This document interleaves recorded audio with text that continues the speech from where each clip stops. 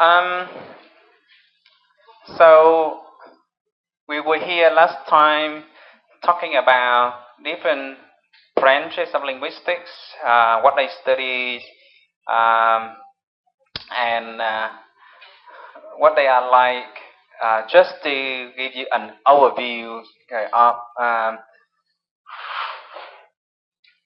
the linguistic branches before we start talking about cognitive linguistics today. Now, today we are going to go through the very big umbrella concepts that you see in the titles of the chapters in your textbook. We learn the 4 key principles or the 4 tenets of cognitive linguistics, and we look at the commitments.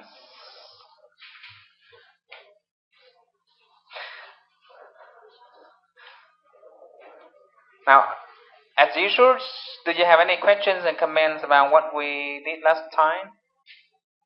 Okay, so the orientation is done, and everybody is happy with the evaluation plan. Okay, I hope you have already started doing some reading. If you do not do any reading yet, it's fine. Okay, because that's not my responsibility. Okay, your responsibility is to make use of the resources that are posted. All right.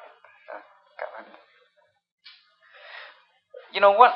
This morning when I start Vienna Express, I think the article is still there. There's a very good article that's really food for thought. Let's see if I can show it up for you. You should read this one.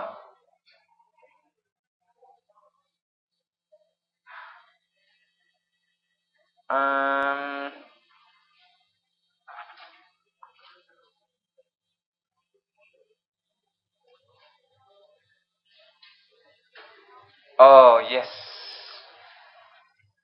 I just read this one this morning, and I encourage you to read it too. It's about the 21st century. It's about the drastic changes happening all the time in the age we are living. In this article, the author talks about the different jobs that he involuntarily goes through. It's his fate. He has to go through different jobs. And recently, there's a lot of criticism about the way university enroll students without any plan for their career ahead. But he argues against this. He says in the 21st century, everything is changing very fast, and even if you enroll in the medical study, it does not guarantee that you will become a doctor. If you enroll in this university, it does not guarantee that you will be a teacher. And similarly, when you do this cognitive linguistic course, you should start thinking about the trends and about your responsibility as a learner. I'm very surprised when I get a report from Mr. Nguyen. A lot of students in our department get 0 for social linguistics and for comparative linguistics, just because they do not know that copying and pasting from the internet is really bad. Just because they do not know that. That's to show that a lot of young people are quite weak in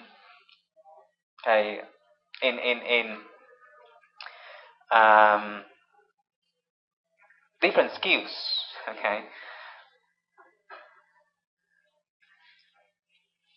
So, just a reminder that the materials are there, and Don't wait until the end of the semester to flip through some of the pages, cover the activities, and copy and paste from my essays. You use technology, and I teach you how to use technology, and I know how to use technology to detect things that should not be there. Okay. Um, right. If you have time, read that and think about what I discussed. Can be food for thought. So, cognitive linguistics, what is it?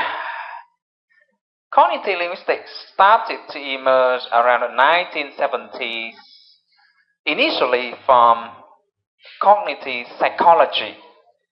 So, a lot of the concepts that you hear today are actually from psychology, like image schema, like gestalt, like concepts, like symbolic units. They are from psychology, actually.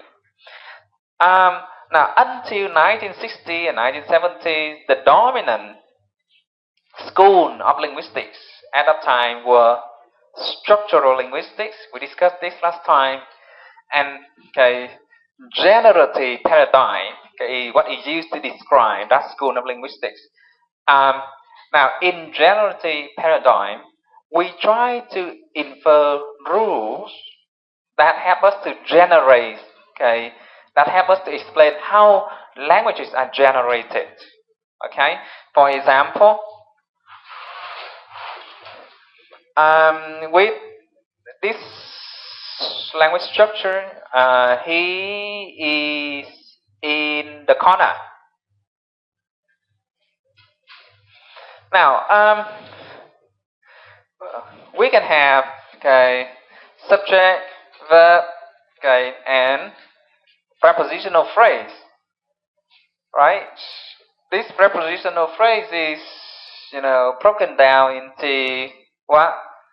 Prepositions and noun phrase. And this noun phrase, we have the terminus and noun, head noun, and things like those. So from this stem, we call it a stem.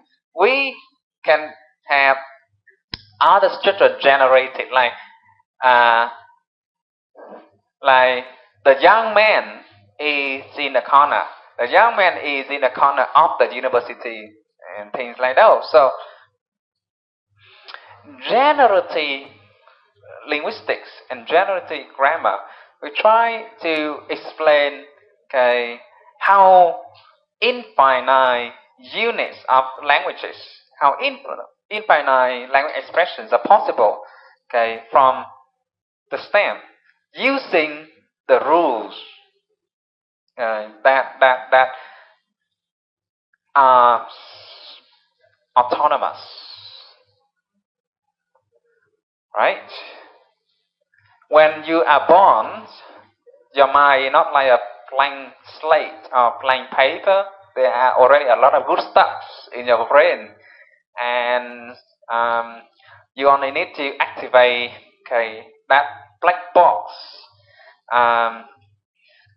Those rules are used automatically inside your brain. Now, who say this idea?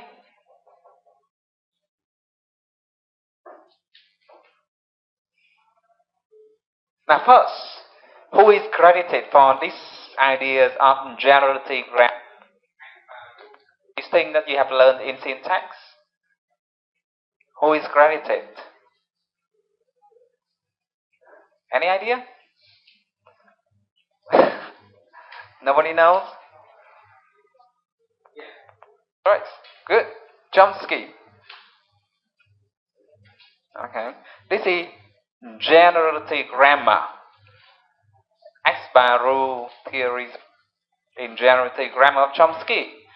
And this idea is also from Chomsky. When children are born, there are grammar rules automatically, programmed in their brain. Now, Chomsky theory's idea was dominant at that time, and it was also dominant in language teaching. So audiolingualisms that draw heavily on okay, helping students to recognize the rules, okay, was also very influential. But then, okay, it fails to explain a lot of things that we will discuss today.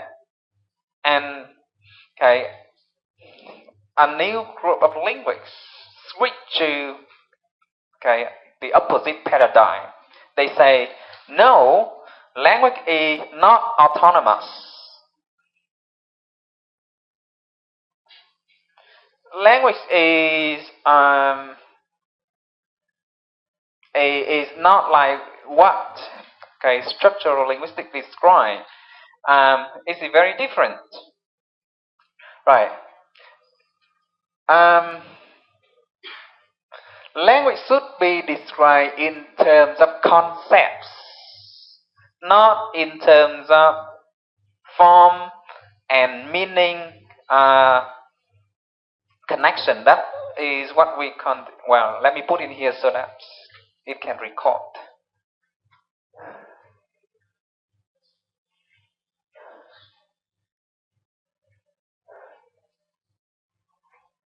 Well, we have already learned about one of the essential characteristics of language is the binary feature,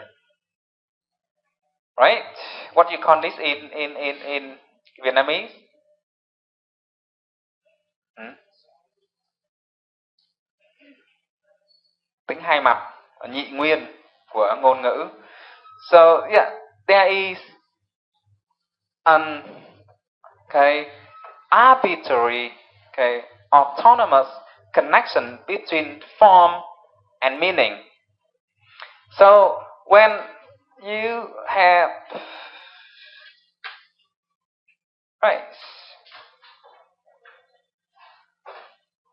let's say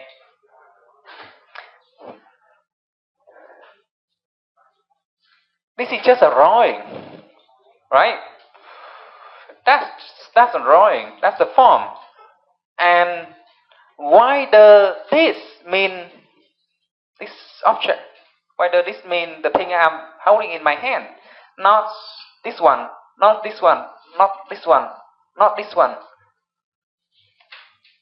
Now, structural linguistics say we cannot explain that. It's autonomous, okay, and it's arbitrary. That's another term. So the relationship between form and meaning pairing is autonomous and arbitrary.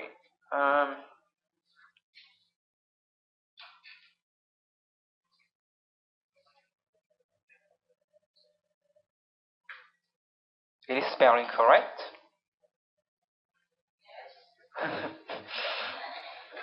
Well, the problem with English is sometimes you are not sure whether your spelling is correct. And when you take in high school, okay, that can be embarrassing sometimes when okay you look down and the student say, yeah, that's not the spelling okay in the guidebook, right? Arbitrary, autonomous, because we cannot explain why this form come with this meaning. It's just sort of automatic, right?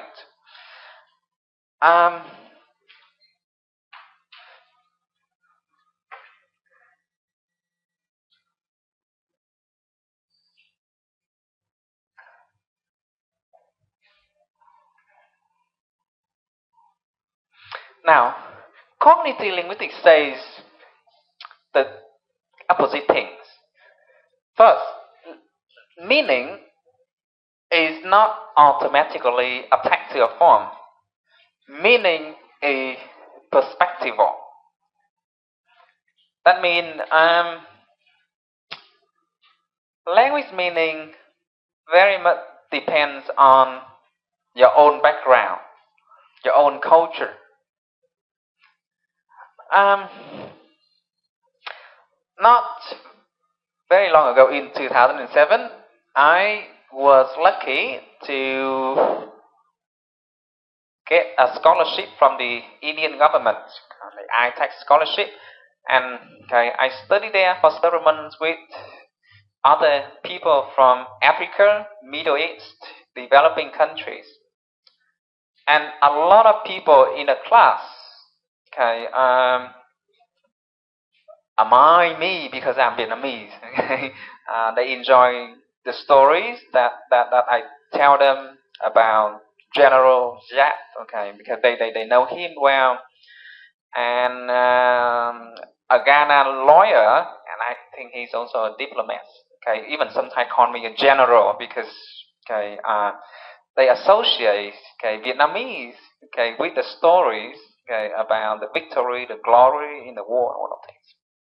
So Vietnamese for those people is something quite positive.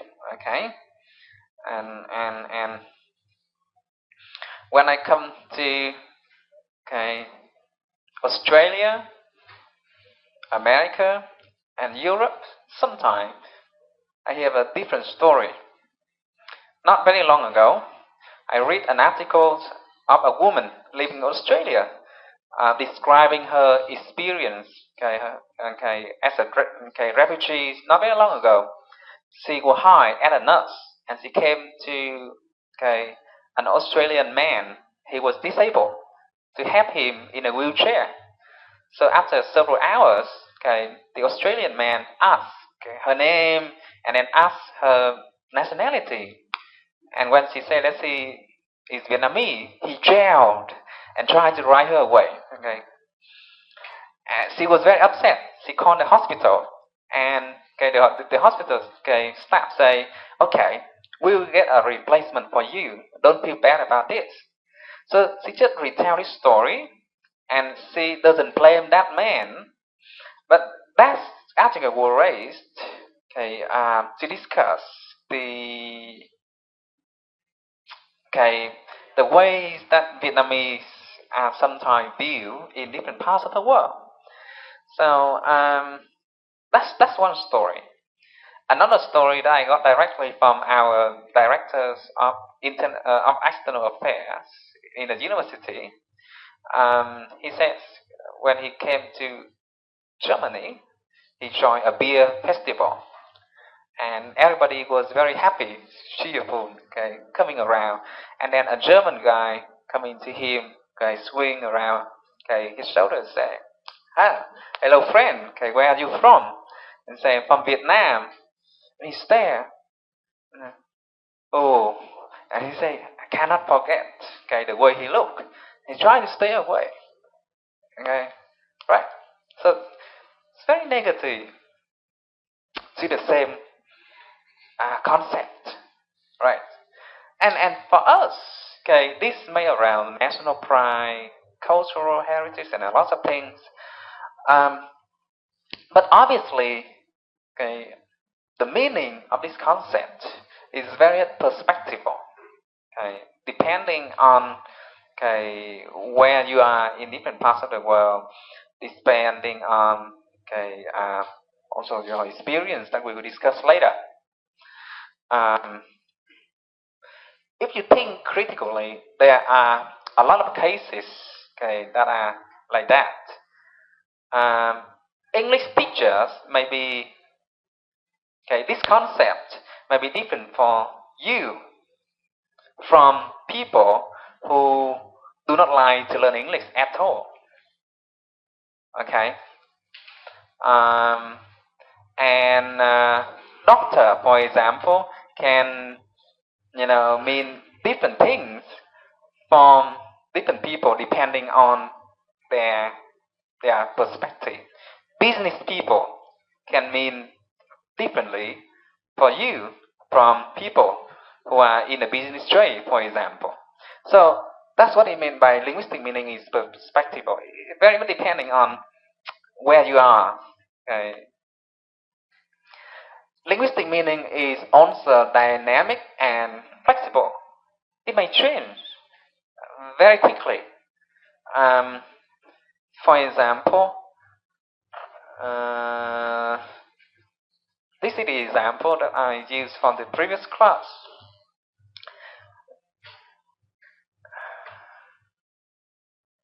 Now,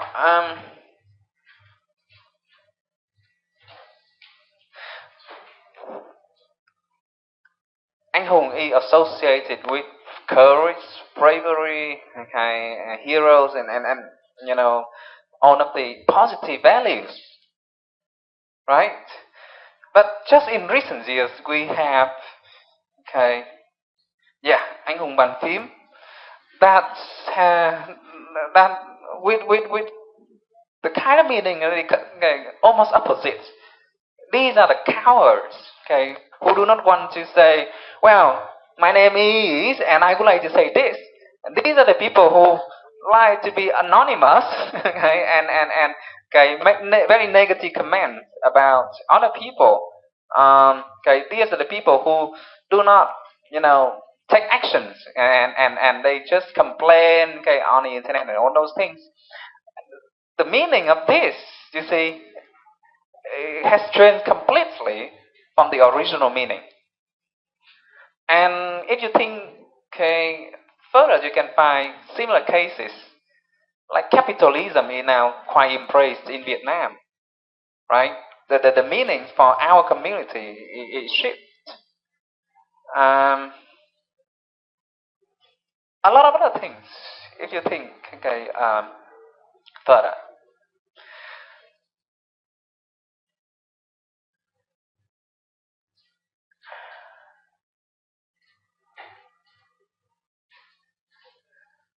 Sorry.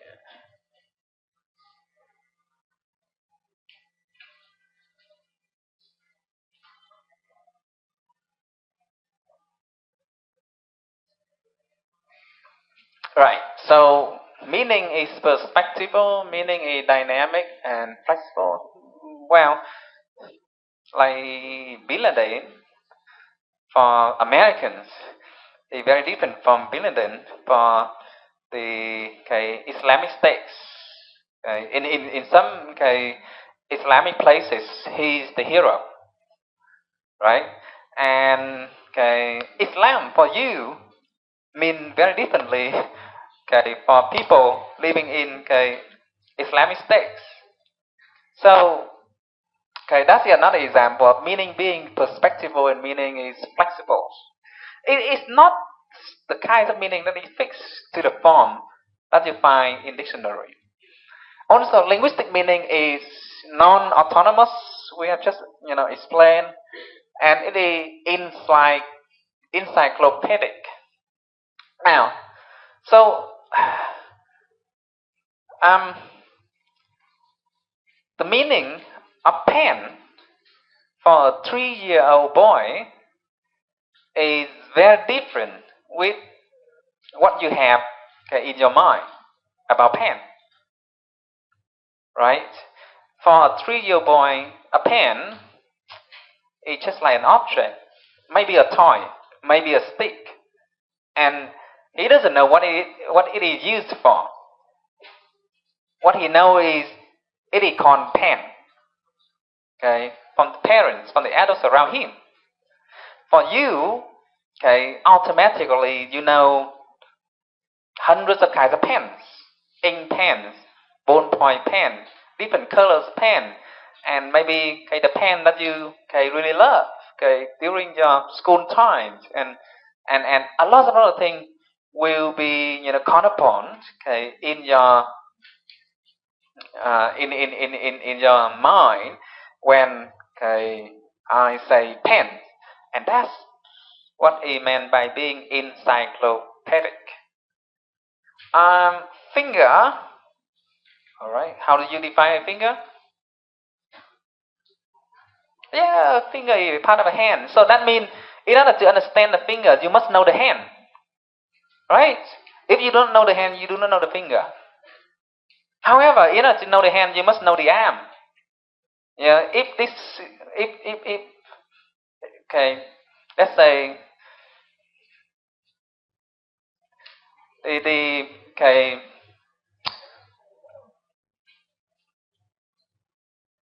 what we call extraterrestrial beings from other planets coming here, and they do not have the body like us, and they see this part only, they will not connect the hand, or they do not know what it is really like, right? So a hand is understood with the base of arm, and again, arm can only be understood when you know the body, right?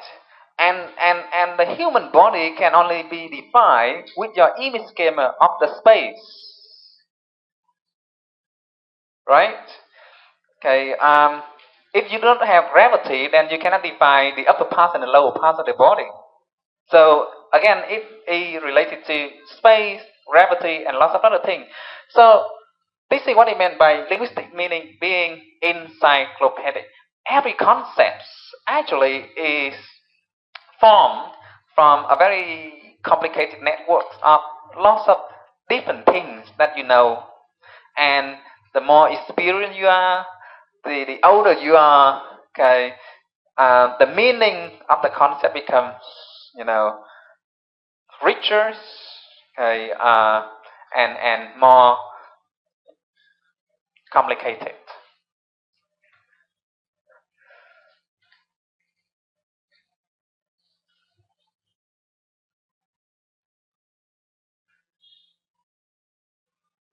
Linguistic meaning is also based on uses and on experience. Well, these things sort of overlap a little bit, but they will be discussed in different chapters associated with different theories. This is called embodiment theory. Um,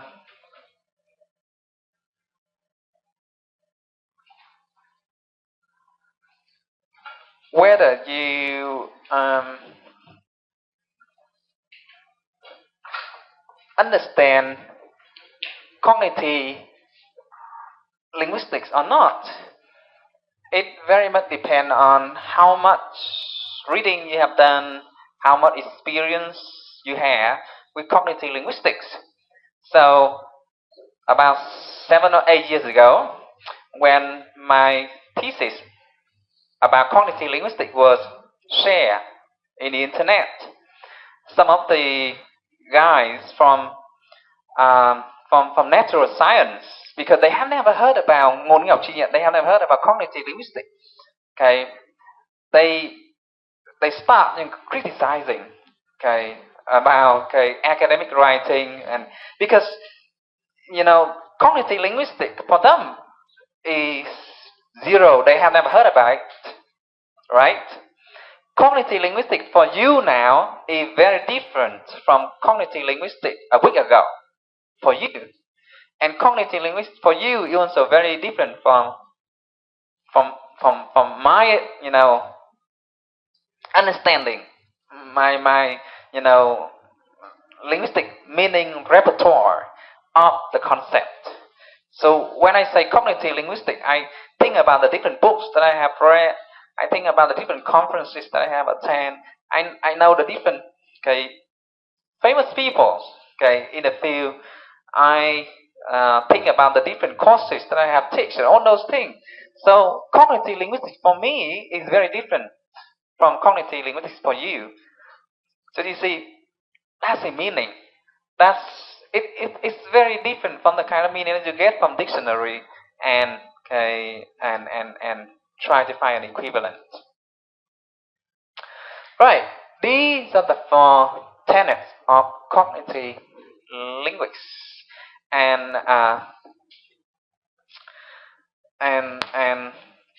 if you have read a little bit from the introduction to cognitive linguistics in the book posted in our system, you will know the metaphor that Evans and Melanin used to describe cognitive linguistics. It's like an archipelago.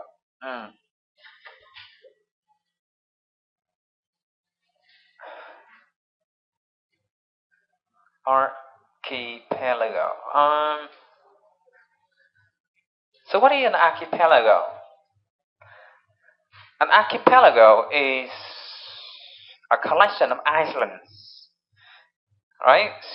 Iceland that are separated from each other. So when you Google cognitive linguistics, you may come up with readings from the medical science. Some people study cognitive linguistics to help people with speech problems to recover. You may come up with cognitive linguistics from computer science. People who do cognitive linguistic research simply to build machine translations programs. And you may come up with cognitive linguistics to explain or to give answers to language problems for language teachings that we are going to explore. Now, they are in all different islands, and you will also learn different theories like conceptual metaphors, like idealized, ICM idealized cognitive models. Actually, they talk about the same thing, but they use different terminology suggested by different people. Right. Now, so there are different islands in the cognitive linguistic archipelago, but in order to define themselves as cognitive linguistics, they must adopt the four principles that we have just discussed. Meaning is perspectival. Meaning is not what is in the dictionary. Okay, meaning is flexible. Okay, it can change. Okay, like what I have just demonstrated. Meaning is encyclopedic and non-autonomous. Okay, in order to understand a concept, you need to have a lot of other things that are connected to it. Okay, otherwise it's merely a sound of the language and nothing else. For example, when I say ông ta là một nhà kỹ trị, if you do not know anything about kỹ trị, and then it's merely a sound to you, right? It's merely a sound to you, nothing else, merely a sound, no meaning at all. But if you understand kỹ trị, then it activates a lot of other things.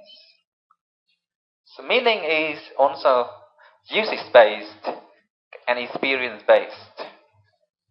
So pen for you is different from pen for a very little child, things like those. Okay, so in the cognitive linguistic archipelago, there are different islands, but all of these islands need to accept those four key principles. Now, cognitive linguistics are also committed to two key things: generalizations and cognitive. That means when you adopt the cognitive linguistic approach, you need to be holistic. Okay, you need to adopt the general view, and you also need to care. You need to find answers in what is inside our brain. If you look at answers from the language form or from the other sources of evidence, you are not studying cognitive linguistics, right? So let's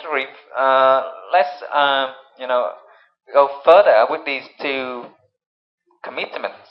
I need you now to get into pairs or group of 2 or 3, up to you really, and make a list of the semantic features that you define these words.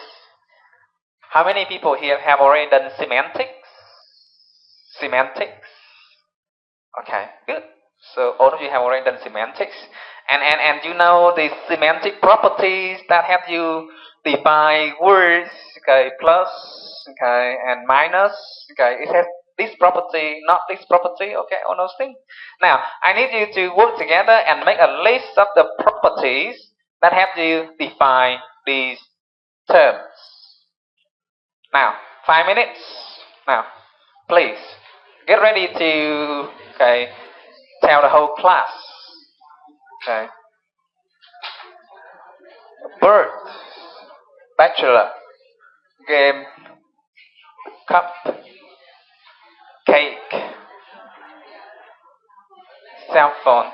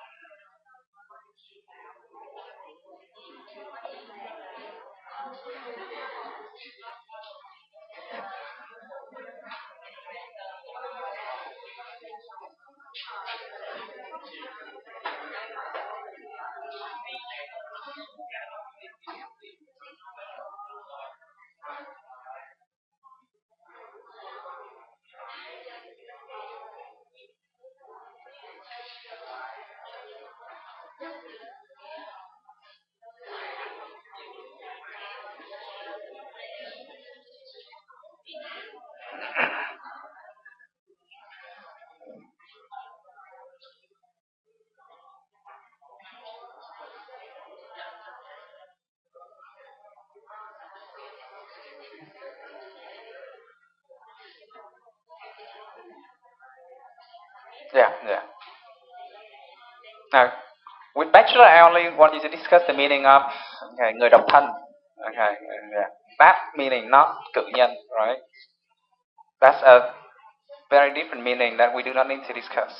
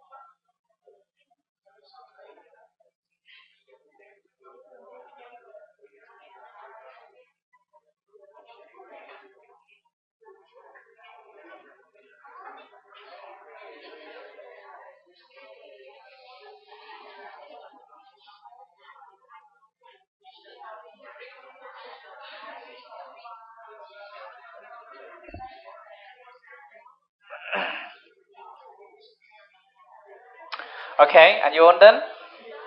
Now, one more minute and then we will start discussing.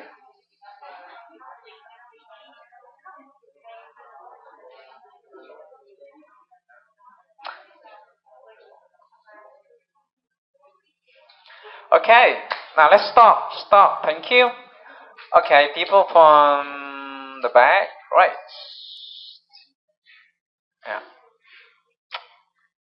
yeah, and the guy in red. Okay, that's you. Can you, yeah, share with the whole group what you have discussed? Let's say for bird. Okay, how you define bird?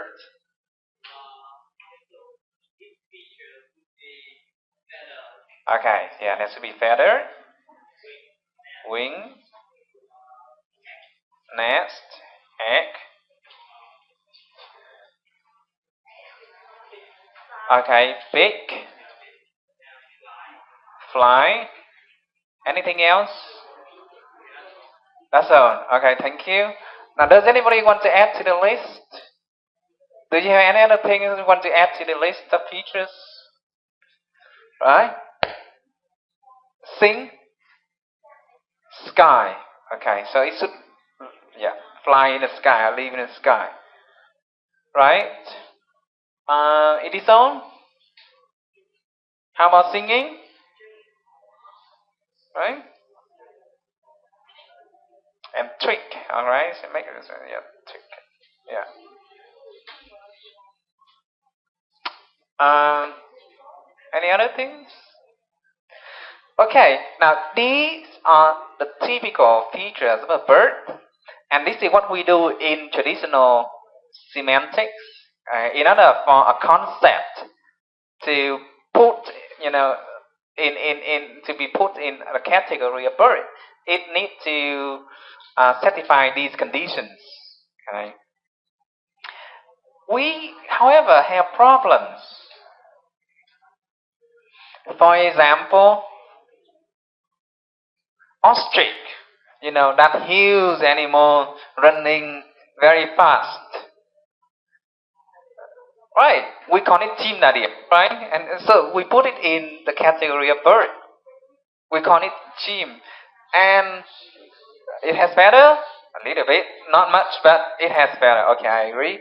Wings, okay, yeah, it has wing, although it doesn't use very tiny wing. Does it make nest? Really? It's huge like this, so I don't think it make nest. Well, it live in farms, in houses. Okay. Uh, I think it cannot get enough lock to make a nest. Does it lay egg? Yes, like this. And does it have beak? Uh huh. Does it fly? Alright, it doesn't fly. Does it live in the sky? No. Does it sing? Okay, it doesn't sing. So it doesn't sing. It doesn't live in the sky. It doesn't fly. It doesn't make nests. We also call it bird. But if we do not call chimdadio, what else can we call it? Because it also have feathers. It also have wings. It also lay egg, and it also have beak. You see, that's the problem. If you put it in a different category, then you also run into problem because it has some of the features in the category. Now, we also have the. It is spelling correct? No? Okay. Ping. Uh-huh. Like this? Thank you. Okay. Are you sure?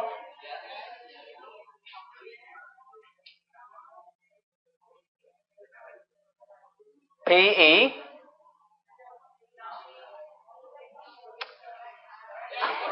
Right. So you see, it's difficult to be a language teacher when you have to write these things on the board. When you take in high school, you understand. Okay, not easy. Okay, not easy. Um, so penguin. Does it have feather? Okay. Wings? Okay. Does it make nest? No. Okay. Live in snow. Okay. Cannot build nest. Does it lay egg? Some say yes and some say no. I do not know too. Do they lay eggs? No. Are they mammals or are they? Okay. If they are mammal, they do not lay eggs, and if they are bird, they should lay eggs. They lay eggs because yeah. Okay, I think that's why they in category, right? They lay eggs. They have a little beak. Okay. They do not fly. They swim very well. So okay, and they do not live in sky. Do they sing? Oh yeah. I have never heard them sing, but okay. This is also another problem with traditional semantics. It's okay when you take a sparrow. Okay, that's a bird. It has all the features, right? A robin. Okay, it has all the features. But the ostrich, the penguins, duck, chicken, they do not fly, and they also put them in this category. Okay. Now, let's come to the second one. What is it? Oh, okay. Yeah, bachelor. I'm trying to have the spelling correct. Now, somebody's okay. It's from this side. Okay, brooding. Okay. Okay. Can somebody here? Okay. Can you give me some feature that help you define bachelor?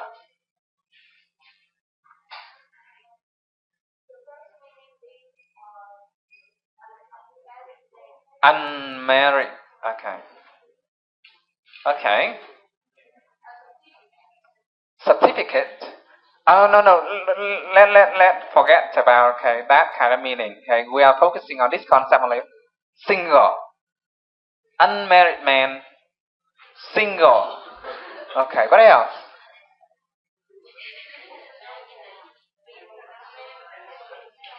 Okay, and male. Okay, yeah, nothing. Human. Okay. What else? Okay, thank you. Do you want to add anything else to the list? Lonely, really? Okay. Lonely. Okay. Unmarried man, single, male, human, lonely. So take is a bachelor. But do you contact a bachelor? So he unmarried. He's single. I'm not sure. Yeah. Male, human, and now he's lonely. There. Do you call him a bachelor? No. We do not call him a bachelor. That's not what the kind of bachelor we have in mind. This, that, at least for native speakers, they do not call him a bachelor. A young man, okay, a teen, okay, a student, okay, but not a bachelor. All right. Yeah, yeah. Usually it should be over. Yeah. Over 30 and still available. Okay. that's that's my have over 30. Okay. He's too young to be a bachelor. Okay. So it should be over 30.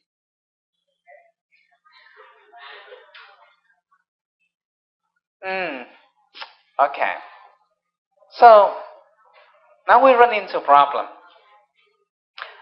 Okay, you know the story of Dog in the Jungle? Okay, so Tarzan, okay. Now, Tarzan is unmarried, single, male human, and he's about 30. Okay? He's been living in the jungle for quite a while. But do you actually call Tarzan a bachelor?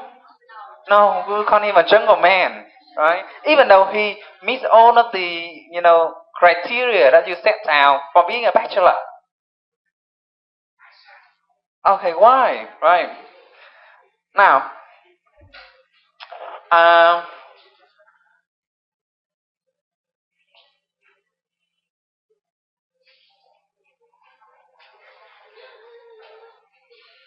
let's say in church we have monk.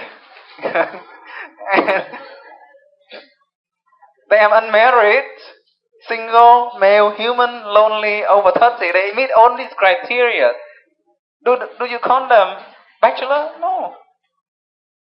Right. So that's the problem with defining word meaning concepts in a structural way. There will be cases that run into problems. And okay, if you keep going with that, like with cake, right? Now, let's do it again. Somebody in the middle, can you make a list of cakes? Yeah. What do you think about? Okay, it should be sweet, sugary. Yeah, make from flour. No. Yeah, flour. Sorry. Okay, what else? Milk. What else? Okay, yeah, there should be cheese. Yeah, egg. Yeah, yeah, it should be. Yeah, you can eat it. Yeah. Are you sure that you have candies in the category? Candle. Okay, look like you are thinking about birthday cake. What else? Fruits. Okay, thank you. Now, the first problem we have with this is, let's say, bánh đa, right? Or we call it rice cake, right? It doesn't have any sugar, made from flour, no milk, no cheese, no egg, no candle, no fruits, and it's in that category, right? What else? Yeah, yeah, bánh xèo, bánh ú. Okay. All right, bánh xe. Right.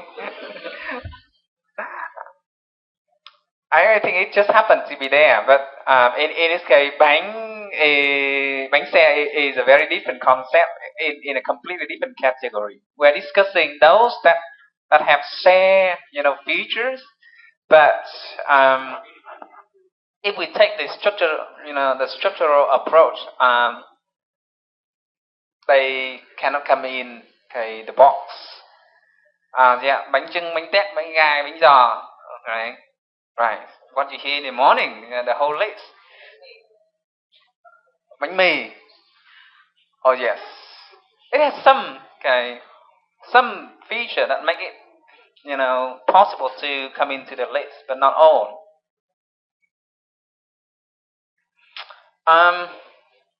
So now let's come back.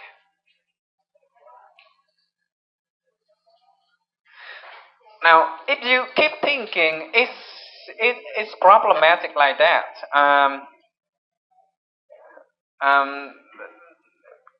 this is a typical pen, but there are other things that you can also use to write, but you are not sure whether you can call it a pen or not.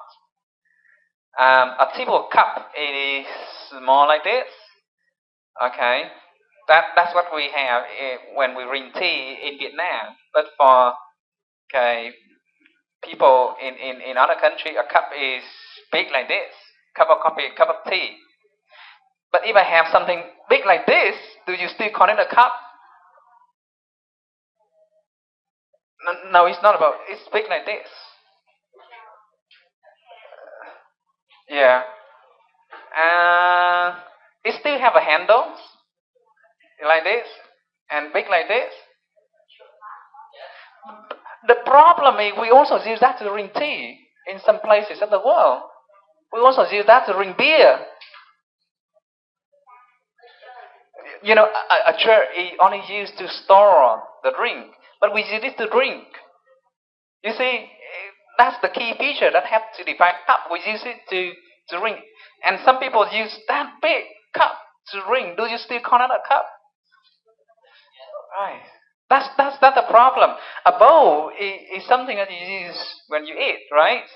But in some places of the world they have bowl that's like this, and they still Okay, used for eating. Do you call that a bowl? Right away, you do not call that a bowl. But it's actually, when you think it again, the shape is like that of a bowl. It's set for the size. The shape is that of a bowl, and it functions like a bowl. Okay, perfectly. And it should be called a bowl. Right. So in cognitive linguistics, we deal with a theory that is called categorizations and prototype. Thuyết điển dạng và phạm chủ hóa. Actually, categorization and prototype theory come from psychology, but it's useful in linguistics, especially in semantics, when we build dictionaries and we need to define new words, right? Now, look at this category of birds. We have robins at the center. It has all the features that you have listed. Big feathers, tricks, fly, live in sky, lay egg, build nests, all those things. And further away from the center, we have ostrich, penguin, duck, that have some shared features only. And for some other features, they are completely different. They are also in this category. Why? Because that's the nature of human mind. Human category is fuzzy. It's not clear cut. The boundary in human thinking is not clear cut like a concrete box. It's fuzzy like this. So cell phone, and this is also a case of how meaning is flexible and changed. Now, about 10 years ago, when I say cell phone, you think of the kind of phone that is like this, with a lot of buttons and a tiny screen here. This is a cell phone. But now when I say cell phone, I think most people will think about this. Okay, but a cell phone now is not a cell phone. It's not a phone that is small like a cell, right? A cell phone now is a video player, a watch, a GPS navigating system, a camera, a torch. You can do about 30 or 40 different things with this cell phone. Actually, a lot of people admit that they only use this to make phone calls several times a day, and for most of the time they use it for other functions. Should we still call this a phone? That's your question. Okay? Yeah. Even if we call it a smartphone, and we take it for granted that phone is the head now, right? Should be the primary functions. But for lots of people, they do this to make phone calls. They use it for entertaining, for doing lots of other things. So in human thinking, there are central and peripheral elements. This is what we will read in the prototype theory. Okay, we look at cases that are called prototypes, cases that are typical of the category, and cases that are not. So that's one aspect of being general. So when we adopt cognitive linguistic view, we need to be, we need to be generalized, in a way we describe language. This is another theory that we will look at in cognitive linguistics called polysemy. Now, think of the hand, for example. How many different meanings of hand can you think of? A body part, okay. Help, like give me a hand. I need a hand, okay. Help. What else? A person, like many hands spoil the prop, okay. So a human, Some people, right? What else? She has a golden hand, so that's a skill. She's very good at doing something. She's very skillful at that, right? Skill. What else? He's the right hand man of the president. Okay, the right hand man of the president. Uh, yeah, yeah, a very important person. Okay, a very important part of the organization. He's blue. Does it have any hand in there? What do you mean by he's blue? Oh yeah, blue is that the color. But okay, I'm trying to think about the different meanings of hand. Now this is also what we have discussed about meaning being flexible, meaning expanding, and changeable. Um, Similarly, if you have eye, head, heart, and a lot of body parts, you can have similar cases of completely different meanings, but they are somehow related to the bodily function of that body part. Okay, all of the meaning that we have listed about hand actually are connected to the core meaning about the function, the thing that we can do with the hand. Okay, right. So this is the polysemy theory that we will discuss in cognitive linguistics, and it's also about generalizations of language meaning. This is another example. With the prepositions of over, over, over. Now, when you look this up in dictionary, you can only get one or two definition or explanations, right? Over and being about something. That's it. But look again. In all these cases, you have completely different meaning, right? Picture is over the sofa. Picture is over the hole in the wall. Picture is over the wall. The picture, hand it over power. Strain power over me.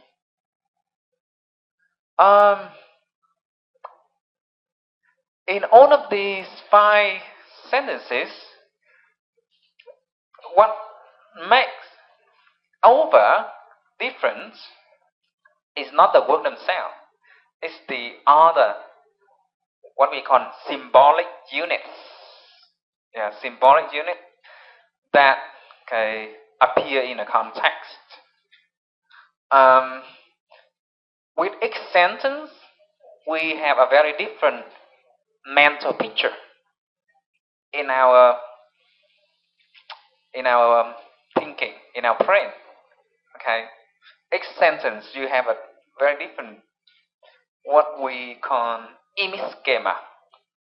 That's another term that I need you to explore in the glossary.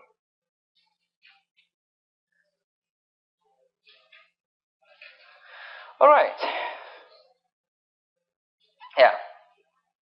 We have different image schema in each of those sentences.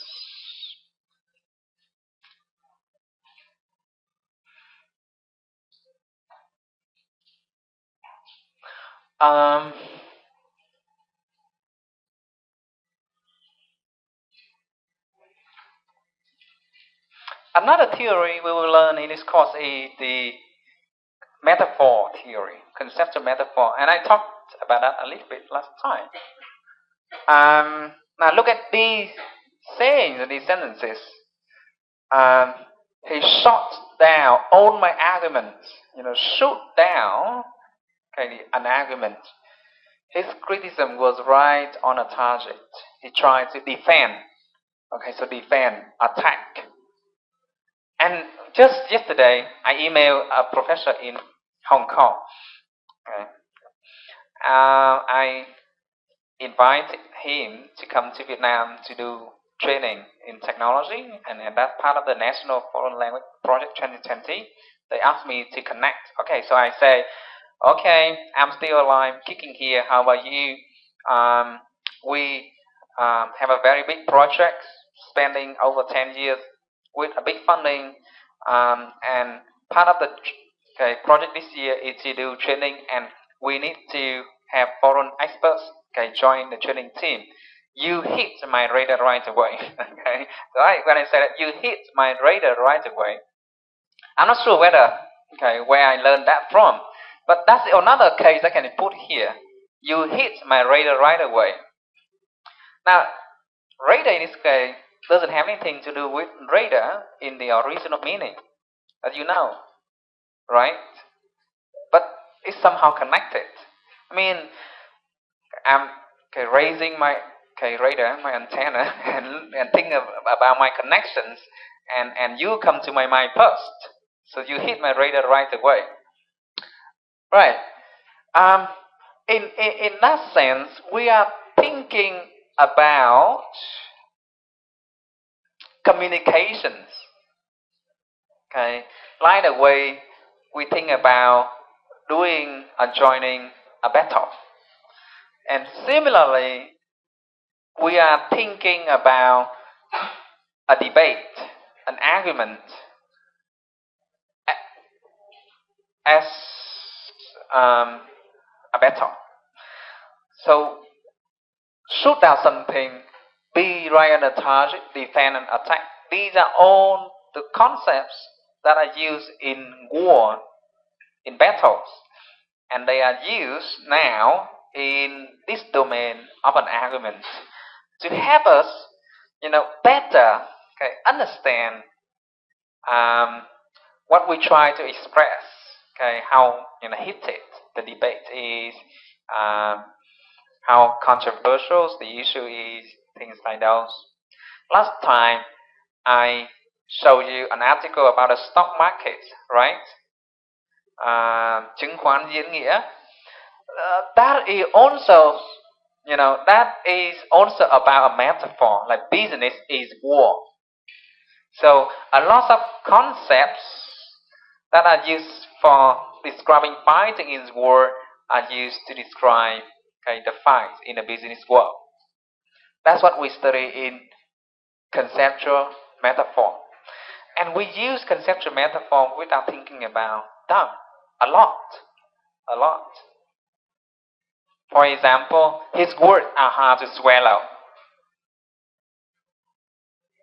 Okay. Cognitive linguistics is hard to digest. Things like that. So, conceptual metaphor is another theory that help us to expand. Well, I think I should stop here, and next time I will talk more about the second commitment being cognitive. Now, it's time to talk about what you are supposed to do. The internet is down today, so I have to talk more than usual. At home, I need you to read the first part, Overview of Cognitive Linguistics, our enterprise. Oh, and this book is only about more than 800 pages, so take your time. Starting from part 2, we talk about metaphor, metonymy, cognitive semantics, embodiment, encyclopedic view of meaning. Some of the key things that I have mentioned in the overview lecture today. So, look through the contents and read the context book. Very good. From the University of Oxford. As students of this department, you enjoy a very big benefit. You know what? You use very good textbook from the best universities in the world directly. So even if I am a bad teacher, you have something to support your learning. If you know how to help yourself. And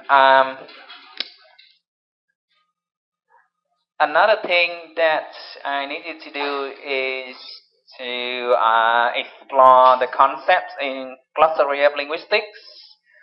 Look at these videos by a professor from Harvard University explaining, okay, about languages. It's not really about cognitive linguistics, but it has a lot of references to the topics that we discuss.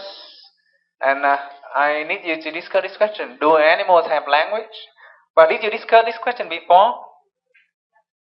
Some of you? How many people have already discussed this question before? Do animals have language?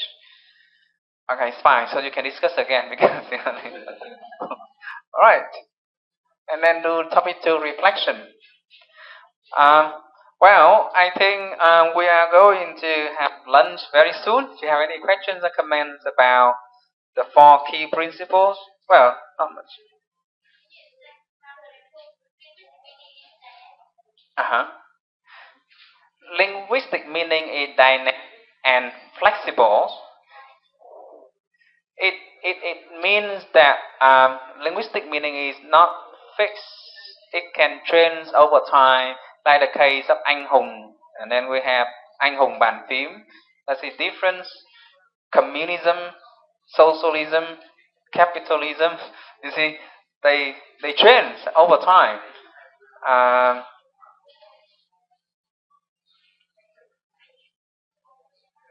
Especially social values, okay, concept that describe those things, they change over time. So linguistic meaning is dynamic that way, and it's also dynamic because it can be projected to the other domains. Like you hit my radar right away. Radar, you see, the meaning is changed. Um,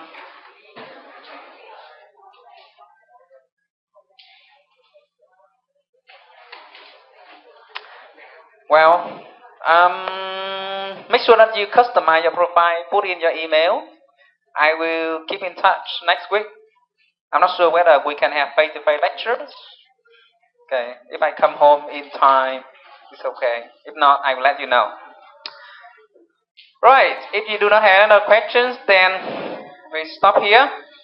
Enjoy your lunch, and then enjoy, okay, the readings. Okay. Goodbye.